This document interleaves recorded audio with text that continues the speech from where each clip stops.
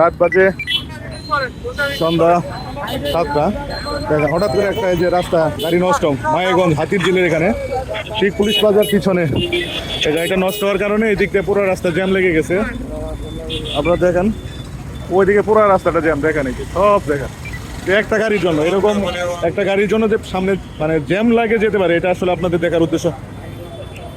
এই কই মিস্ত্রি, মিস্ত্রি মিস্ত্রি আসছে? আর কই ভাই, কোন জায়গা থেকে আসলে তুমি ভাই? কত লাগে দূরবের আসতে পারো না? ওইদিকে তুমি ছিল নাই, এটা তাড়াতাড়ি খালি তুমি দূরে নাট টাইট দাও, এই দূরে নাট টাইট দিয়ে খালি সাইড করো। হ্যাঁ দেখেন অবস্থা,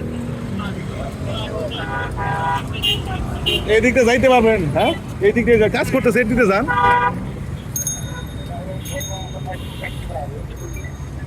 এই ড্রাইভার সাহেব আপনি একটু হেল্প করেন, দুইটা নাট টাইট দিয়ে ওই কোণাটা নিয়ে কাজ করেন, ধীরে সুস্থ করেন, এত কাপা যাওয়া করে নাই, ধীরে সুস্থ করেন। এখন যেহেতু মেকার আসছে কাজ করতে পারবেন। আপনার এই যে এক ঘন্টায় দেখছেন পুরো রাস্তায় পুরো হাতির ঝিল বন্ধ, দেখেন ওই দেখেন পুরো হাতির ঝিল।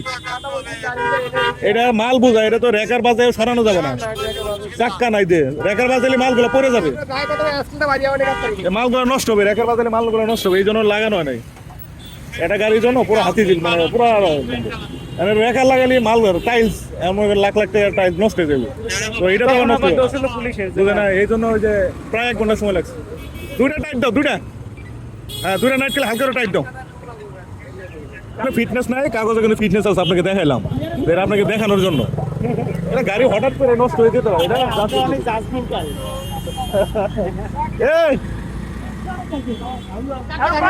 বাইরে আর নাইট আর তাহলে দরকার পড়লে আর দুইটা লাগাও, দেরি হয়েছে লাগাও।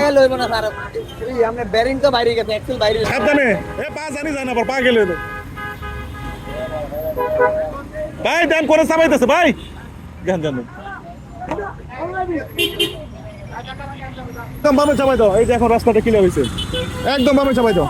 এই দেখেন, এখন দেখেন আপনারা এতক্ষণ যারা দেখলেন আর এখন দেখেন, সবাইকে ধন্যবাদ। আর আমরাও দুঃখিত, আসলে আপনারা অনেকেই জ্যামে পড়ে আছেন। দেখেন এখন গাড়িটা সরানোর পরে দেখেন এই যে কি সুন্দর গাড়ির টান, দেখেন চলে আসেন, এদিকে আসেন, দেখছেন এখন কত স্মুথলি কত স্পিডে গাড়িগুলো আসতেছে। একটা গাড়ির জন্য কত সমস্যা, পুরো হাতির ঝিল দেখেন থেমে আছে।